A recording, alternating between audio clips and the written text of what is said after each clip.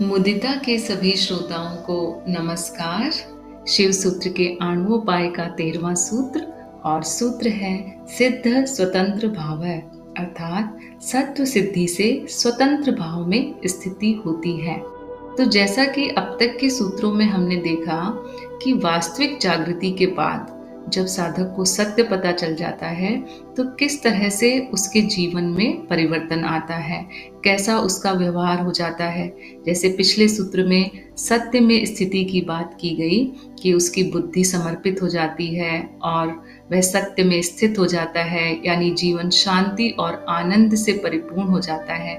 अब इसी बात को आगे बढ़ाते हुए आज का ये सूत्र कह रहा है कि जो सत्य को जान गया वह स्वतंत्र हो जाता है। स्वतंत्र भाव में स्थित होने का मतलब है कि वह पूरी तरह से सभी बंधनों से मुक्त हो जाता है।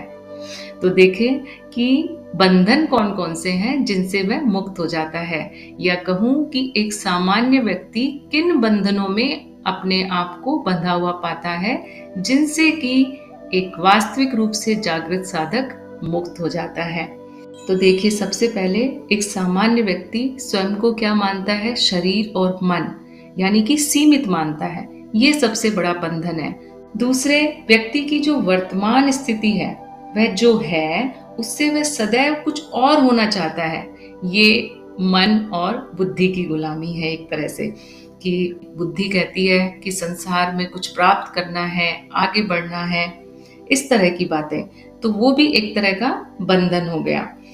अब जितने भी संबंध हैं, क्योंकि अब व्यक्ति क्या समझता है कि इनमें से कुछ मेरे हैं, कुछ पराये हैं, तो जो मेरे हैं उनसे आशाएं अपेक्षाएं हैं और पराये हैं उनके लिए मेरी कोई जिम्मेदारी नहीं है। इस तरह की ये सब बातें भी क्या करती हैं, एक तरह से उसे बंधन में डालती हैं।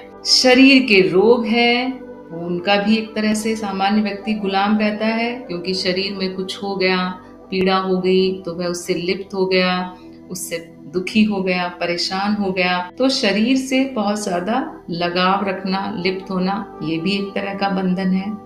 अब मन में जो भी विचार, भावनाएं, इच्छाएं चलते हैं वो भी एक तरह का बंधन है। कैसे?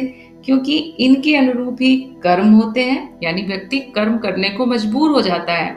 जैसी इच्छा उठेगी, जैसे भाव उठेंगे, मान लीजिए कि क्रोध का भाव उठा तो वह वैसे ही शब्द निकलेंगे उसके मुंह से, तो कर्म हो गया। अब कर्म हो गया तो उसका कर्म फल भी आएगा। तो इस तरह से विचार, भावनाओं, इच्छाओं का भी वह गुलाम हो गया।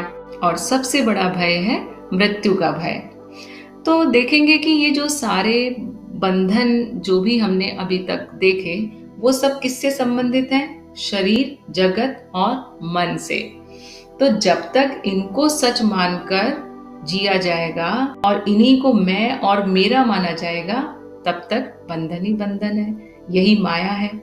लेकिन जो वास्तविक रूप से जागृत हो गया, जो ये जान गया कि मैं निराकार चैतन्य हूँ और ये शरीर, मन, जगत के अनुभव मेरी ही लीला है, भ्रम मात्र है, वह इन सब से मुक्त है। वह जान गया है कि कोई बंधन वास्तव में है ही नहीं, ये बंधन मेरा भ्रम मात्र है। मैं अभी तक रस्सी को सांप समझ रहा था।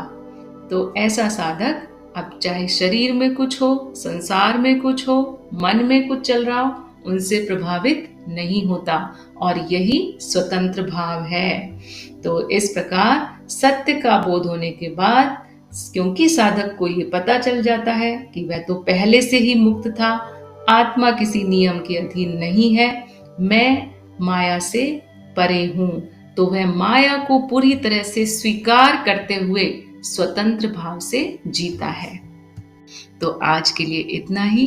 कल हम अगले सूत्र के बारे में बात करेंगे। तब तक के लिए आप सभी को नमस्कार, धन्यवाद।